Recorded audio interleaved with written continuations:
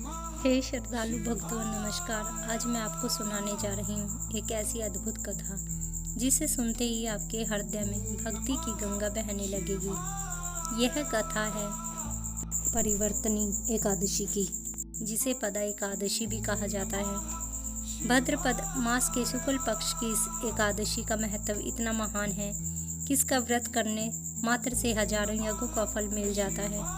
कहते हैं कि इस दिन स्वयं श्री हरि विष्णु योग निद्रा में करवट बदलते हैं। इसी कारण हम इसे परिवर्तनी एकादशी कहते हैं। यह कथा केवल एक उपवास की नहीं है, यह कथा है श्रद्धा की शक्ति, भक्ति की महिमा और ईश्वर के प्रेम की। आज हम इस कथा को सुनेंगे और ऐसा लगेगा जैसे हम किसी दिव्य लोक में प्रवेश कर चुके हैं। आइए कथा आरंभ करते हैं। यह कथा है परिवर्तनी एकादशी। इसे भाद्रपद शुक्ल पक्ष की एकादशी कहा जाता है। इसे पदा एकादशी और जयंती एकादशी भी कहते हैं। भाद्रपद शुक्ल पक्ष की एकादशी का महत्व अत्यधिक है। इसी दिन भगवान विष्णु योग निद्रा में अपनी करवट बदलते हैं। यही कारण है कि इसे परिवर्तनी अर्थात करवट बदलने वाली एकादशी कहा जाता है। यह एकादशी न केवल पुण्यदायिनी है बल्कि जीवन को धर्म, भक्ति और मोक्ष की ओर ले जाने वाली है।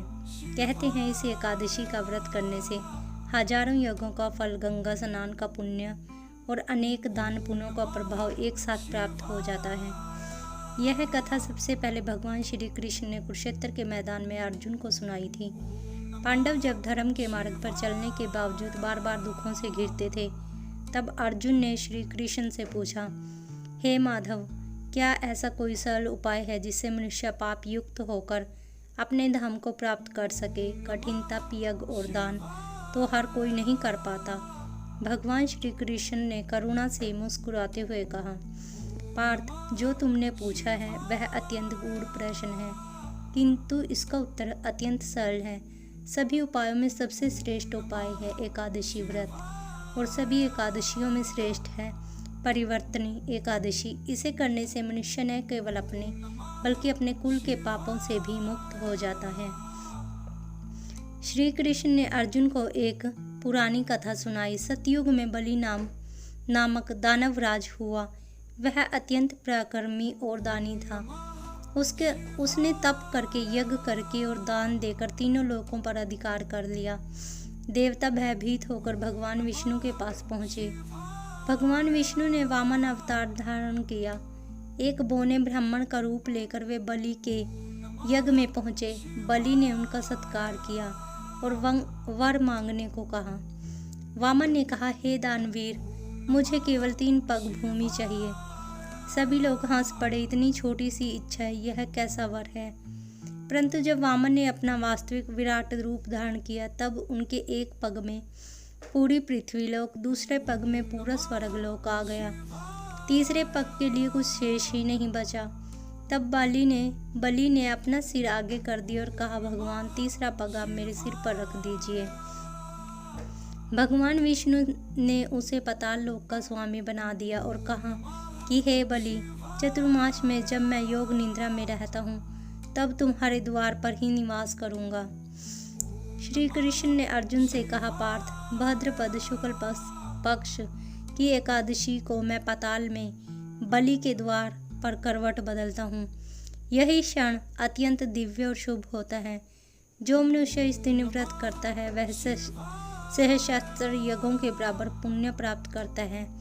उसके सभी पाप भस्म हो जाते हैं। इस दिन यदि कोई दान करता है, जैसे अन्न, वस्त्र, सोना, गोदान, भूमिदान, तो उसको फल अनंत गुना उसको मिलता है।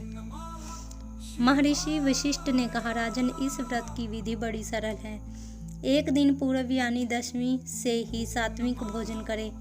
एकादशी को प्रातः स्नान कर भगवान विष्णु का पूजन करें। तुलसी, दीपक, धूप, फल और पंचामृत से श्री विष्णु का अभिषेक करें। दिन भर उपवास करके हरि नाम का जप करें। रात्रि में जागरण करें और कथा कीर्तन करें। द्वादशी के दिन ब्राह्मणों को भोजन कराकर स्वयं पारायण करें। कथा आगे बताती है कि महर्षि वशिष्ठ ने राजा हरिश्चंद्र से कहा, राजन, तुम्हारे पूर्वज राजा हरिश्चंद्र जितने सत्य प्रिय थे, उतने ही भक्ति में दृढ़ थे। उनके वंश में एक राजा हुआ, हरिश्चंद्र नंदन। वह भी अत्यंत धर्मात्मा था, किंतु उसके जीवन में बहुत दुख आ गए। वह रोज सोचता, मैंने तो कभी अधर्म नहीं किया, फिर भी मेरे राज्य में अकाल और रोग क्यों फैले हुए हैं। तब एक दिन उसके दरबार में एक साधु आया और उसने कहा, राजन, यह सब तुम्हारे पूर्व जन्मों के कर्मों का प्रभाव है, किंतु इसका उपाय है परिवर्तनी एकादशी का व्रत। राजा ने पूरे मन से यह व्रत किया। उसके राज्य में अकाल समाप्त हो गया। राजा सुखी हो गए और स्वयं राजा के हृदय में भी शांति आ गई। भक्तों, इस कथा से हमें यह शिक्षा मिलती है कि एकादशी केवल है, यह आत्मा का शुद्धिकरण है।